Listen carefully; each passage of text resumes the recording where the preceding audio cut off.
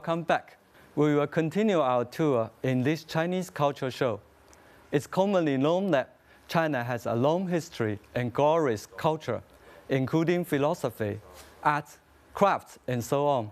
It's not only the embodiment of the people's longing for aesthetic beauty, but also great treasure for the world.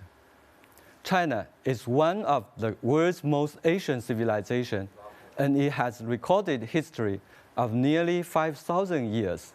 There are 10 major dynasties in ancient China. They are Shang, Zhou, Qin, Han, Sui, Tang, Song, Yuan, Ming, and Qing. Among these dynasties, Qin is the first centralized and unified dynasty. Yuan and Ming dynasties are minority regimes. Han and Tang are most influential in the spread of Asian culture in the whole world.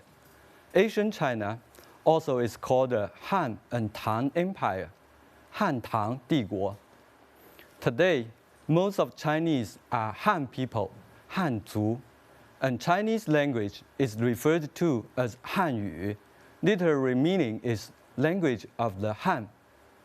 Both originate from the Han dynasty. The Silk Road make Han culture communicate with Buddhism, Christianity, and Islamism, thus greatly impact world culture. The Tang dynasty is the most powerful empire in the Asian world. During its heyday, Chang'an, the capital of the dynasty, is the cultural and art center of the world. The Tang dynasty is the earliest historical period of opening up to the outside world in Chinese history. In addition to long history, China is also rich in philosophic thought. Confucianism, Taoism, and Buddhism are generally regarded as the three roots of Chinese culture. The Chinese civilization owes its cohesion to the widespread influence of these philosophies. The most influential one is Confucianism. It comes to predominate in China for more than 2,000 years. Confucianism is a complex system of moral, social, political, philosophical, and quasi-religious thought that has had a tremendous influence on the culture and history of East Asia. The system developed from the teaching of Confucius, the origin founder. 孔子 Born in 551 BC, Confucius, Kong Zi, has made the greatest contribution to Chinese culture of anyone in history. Although he was raised in a poor family, he visited famous scholars and learned a lot. He developed his thoughts into a system of philosophy known as Confucianism. Confucianism emphasized self-cultivation, harmonious relationships with each other, and respect for the elderly. Friends should be honest to each other. Rulers should make an effort to provide a happy life for people.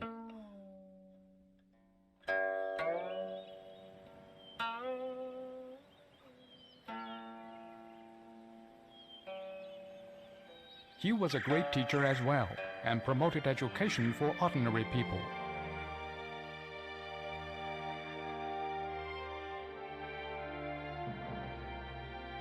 He traveled around to promote his political thinking, but failed. But he never gave up.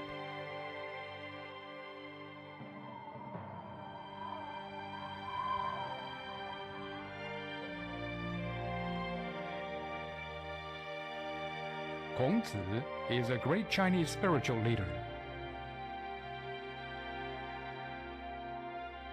Over the last 2,000 years, his philosophy has continued to influence China and the rest of the world.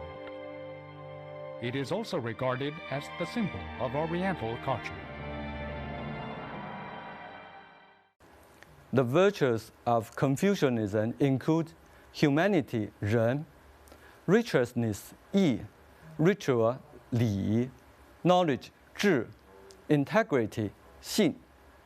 Taoism is the Chinese philosophy and local religion stressing cooperation with natural forces. Taoism is with more than 1,800 years history. Now, about 300 Taoist temples are scattered around China, in which about 30,000 Taoists live in. Laozi was a philosopher of China around the 6th century BC and is a central figure in Taoism.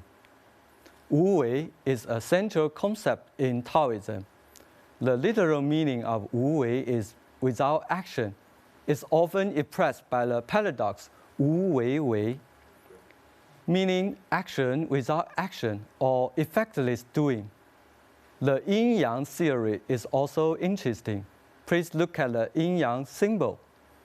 It stands for the universe composed of yin and yang, and they form a whole only in combination. The two spots in the symbol indicate that each of two energy at its highest stage of its realization and is about to transform into its polar opposite. Buddhism is the most important religion or philosophy in China. It's generally believed that it was spread to central China in the Han Dynasty.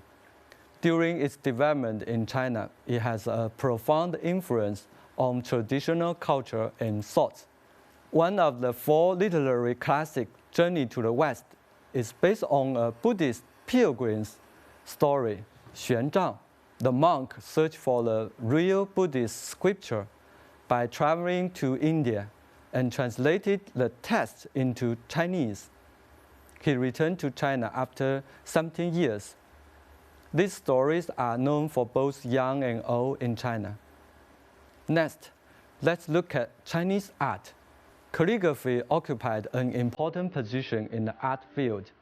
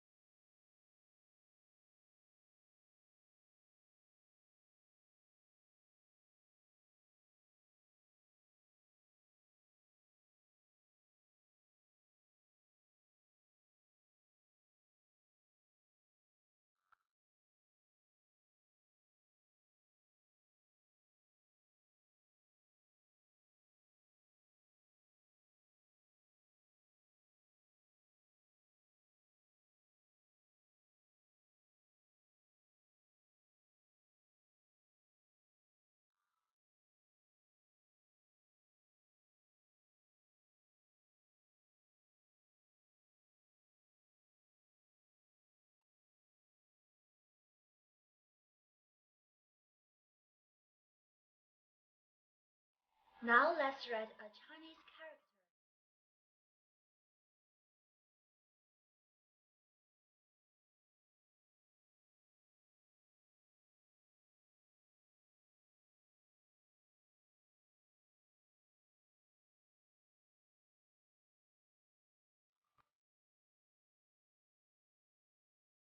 I'll explain the 8 principles of writing it.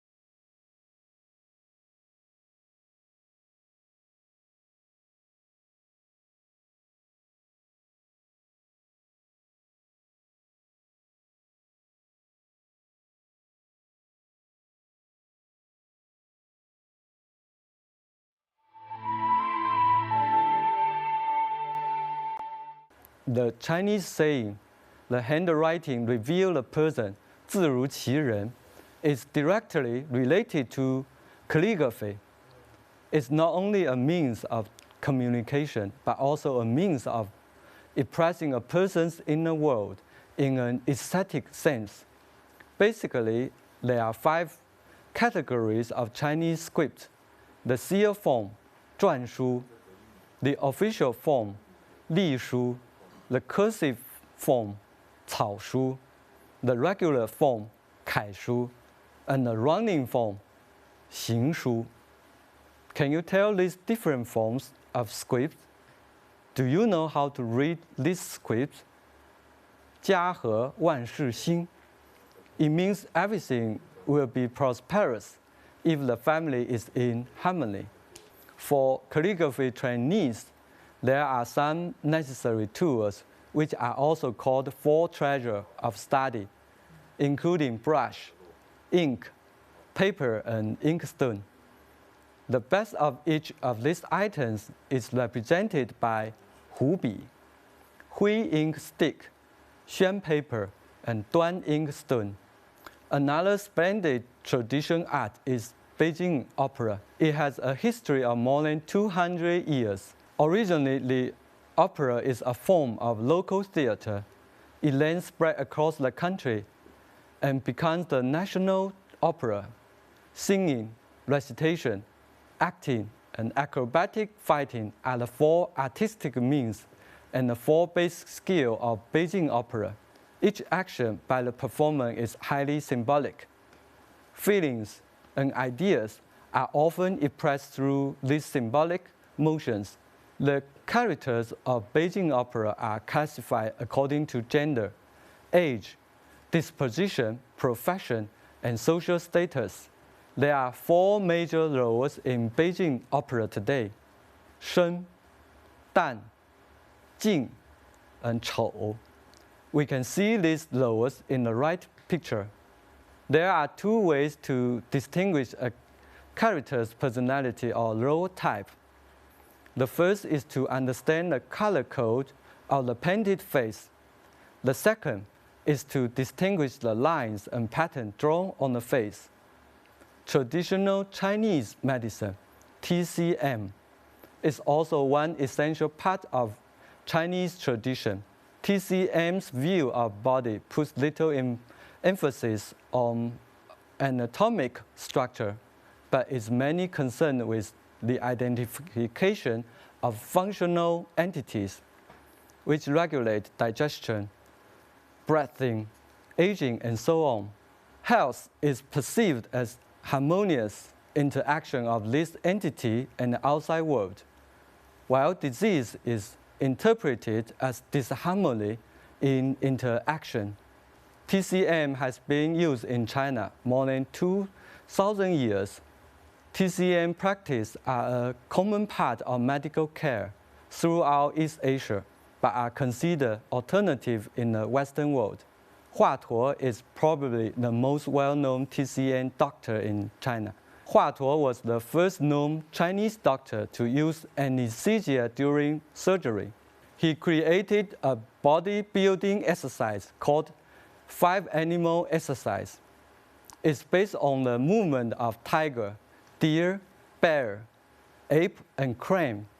The exercise is still popular now. 4 methods of diagnosis is a wonder that TCM doctors could cure countless patients without any assistant apparatus, but only a physical examination.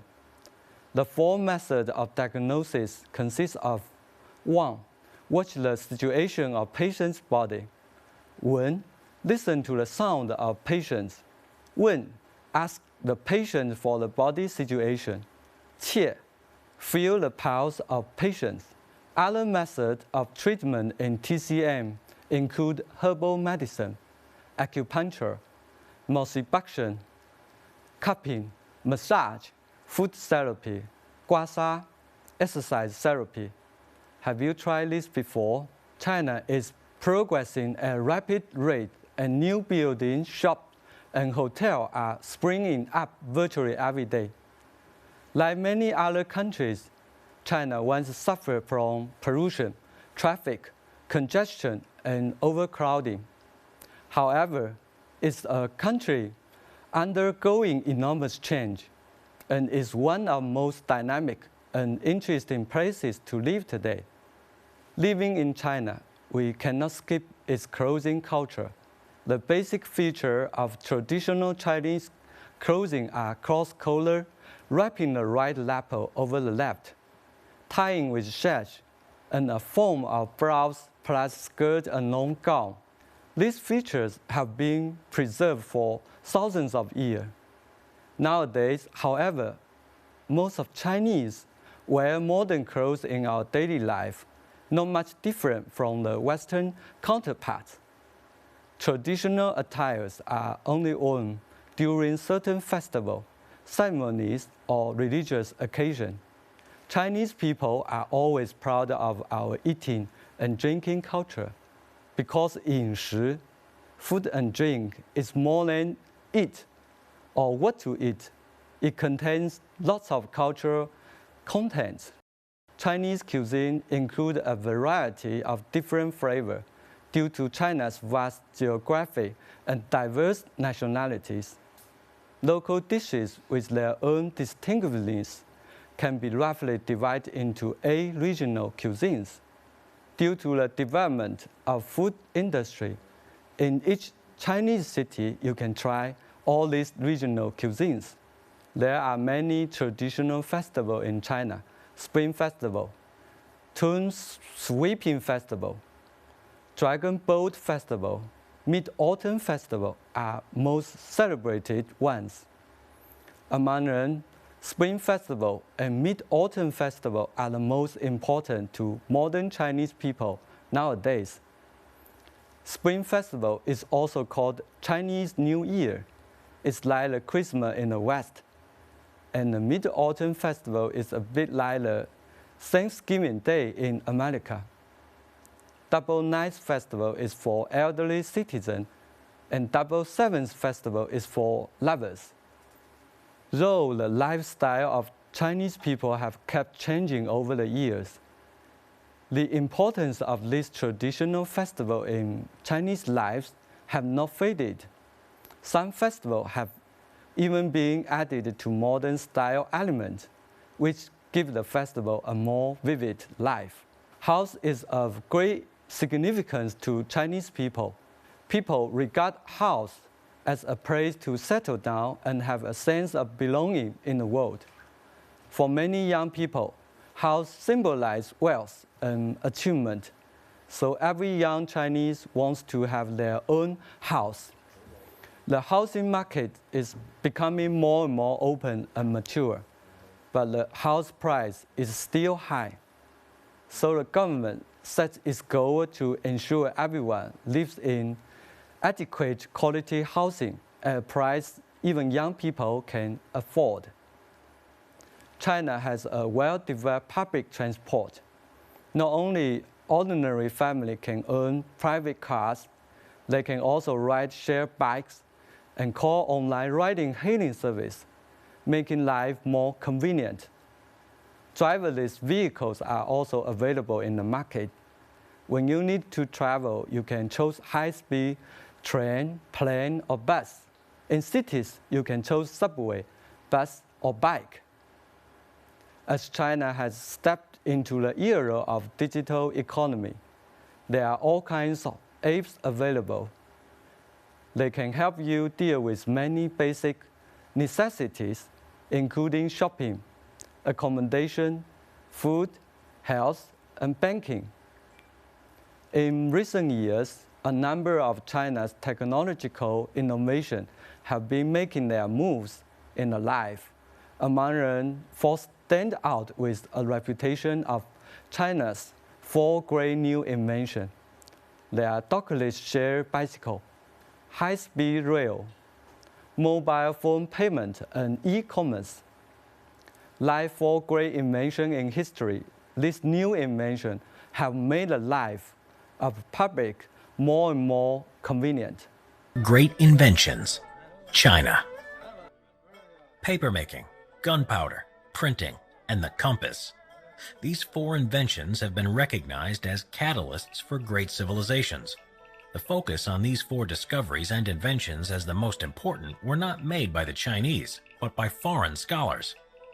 For example, in the 17th century, Francis Bacon wrote how printing, gunpowder, and the nautical compass had changed the world with literature, warfare, and navigation. In the 20th century, Dr. Joseph Needham popularized the idea of the four great inventions and mentioned that China had achieved many of the world's firsts. Paper. Before paper, Chinese characters were inscribed onto animal bones and cast onto bronze objects. Then from the Warring States period, 5th century BC, bamboo slips were used, which were heavy in quantity, and also silk, which was too expensive for most people. The innovation of paper came during the Han Dynasty, attributed to an imperial eunuch official named Kai Lun, dated to 105 AD. While there is evidence that paper likely existed before, it was his process of papermaking, using bark, hemp, rags, and fishnets that widely spread throughout China. Paper enabled the creation of lightweight books, and it was a better way of keeping records. It wouldn't exist in Europe until the 11th century, replacing animal skins. Printing. Printing techniques would come around 1040 AD during the Song Dynasty by artisan and inventor Bi Sheng.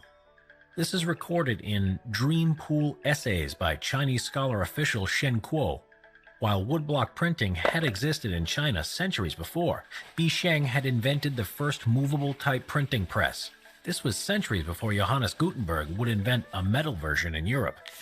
Chinese characters were put onto clay types and assembled to print a page. Now instead of writing books by hand, they could be printed rapidly. The compass. The first compass was invented during the Han Dynasty. It used lodestone, which was carved into a spoon shape, which automatically pointed to the south. It sat in a bronze plate and when moved around, aligned to the Earth's magnetic field.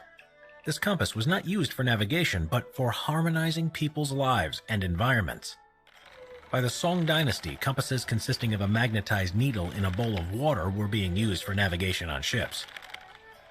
Gunpowder.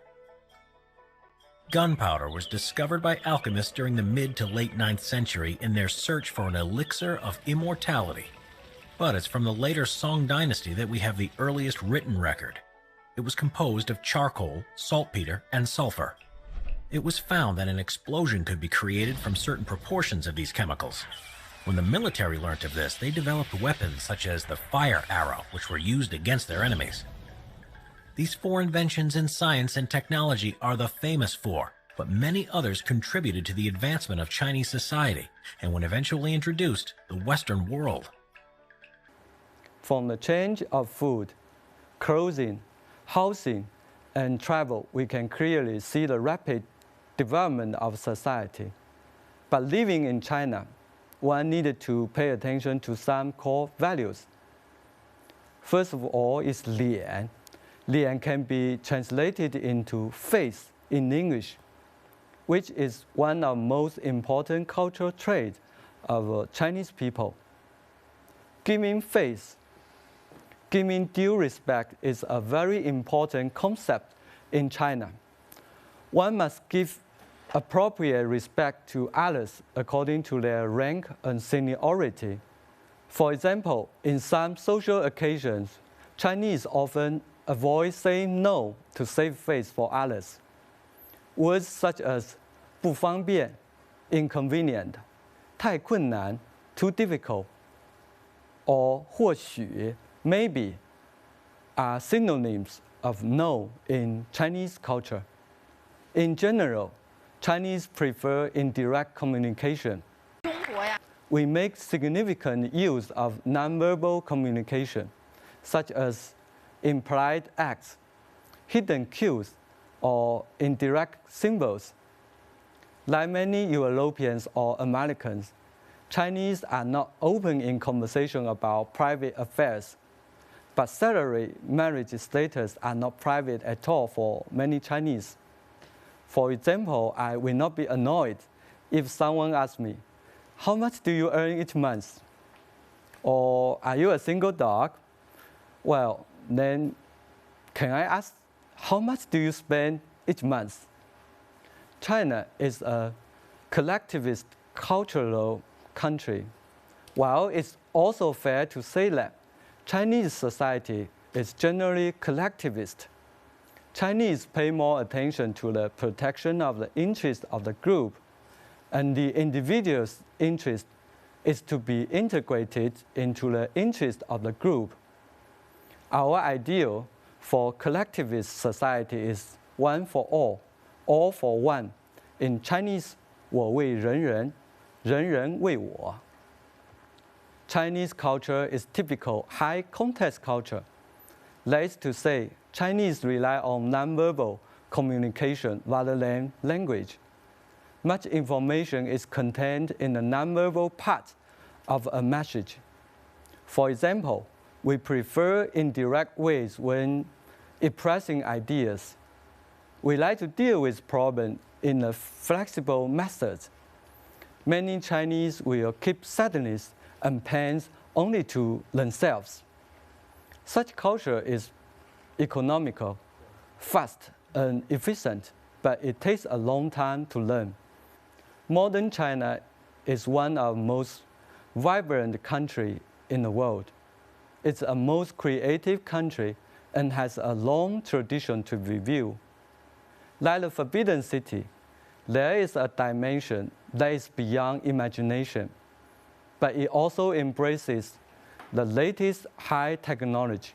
It is both mystical and open, both conservative and innovative. More importantly, the rate of change has been staggering over the past years, and change is a common thing running through life in this country of 1.4 billion people. Well, this is the end of today's trip to China. But seeing is believing. Once again, if you make up your mind to experience Chinese culture in person, I will wait for you in Hangzhou. See you then.